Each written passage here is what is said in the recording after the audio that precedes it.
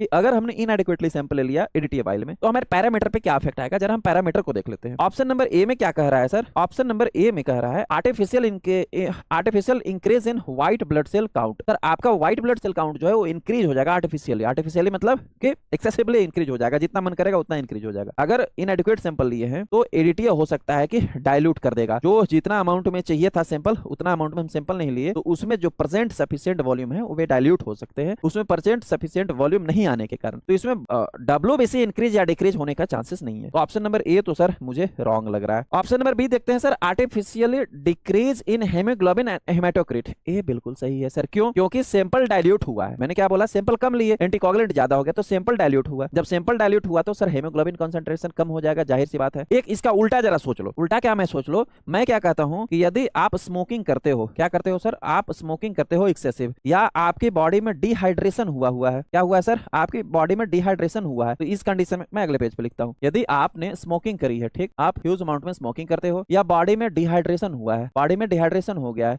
इस कंडीशन में मैं पूछता हूं आपसे कि हीमोग्लोबिन पे क्या इफेक्ट पड़ेगा, तो आप कहोगे कि सर हीमोग्लोबिन जो है मार्कडली इंक्रीज फाइंड आउट होता है। कोई भी पेशेंट डिहाइड्रेशन का पेशेंट होता है तो उसमें इंक्रीज हो जाता है हीमोग्लोबिन। सिगरेट पी रहे हो, इंक्रीज हो रहा है, क्यों? क्योंकि हीमोग्लोबिन एक्चुअल में इंक्रीज नहीं हुआ है, ब्लड का कॉन्सेंट्रेशन इंक्रीज हो गया है। यहाँ क्या हो गया सर, इस कंडीशन को हम क्या बोलते हैं, हेमो कॉन्सेंट्रेशन। इसको क्या कहा जाता है सर, इसको कहा जाता है हेमो कॉन्सेंट्रेशन, मतलब ब्लड गाढ़ा हो गया, तो गाढ़ा हो जाने के कारण हेमोग्लोबिन ज्यादा फाइंड आउट हो रहा है। अब दूसरा कंडीशन यहाँ आ गया कि ब्लड गाढ़ा नहीं, यहाँ ब्लड पतला हो गया जो हमने लिया, क्योंकि एंटीकोगुलेंट ज्यादा हो गया, तो इस कंडीशन में क्या होगा, हेमोडाइल्यूशन हो जाएगा। हेमोडाइल्यूशन होगा तो फिर क्या होगा सर, हेमोग्लोबिन और पीसीबी दोनों के दोनों डिक्रीज आएंगे, जाहिर सी बात है। यानी ये जो है आपको haemoglobin as well as haematocrit दोनों के दोनों साइड डिक्रीज फाइंड आउट होंगे। ये तो बिल्कुल सही स्टेटमेंट कह रहा है, तो अभी के तौर तक तो फिलहाल जो है ये सही लग रहा है। आगे देखते हैं।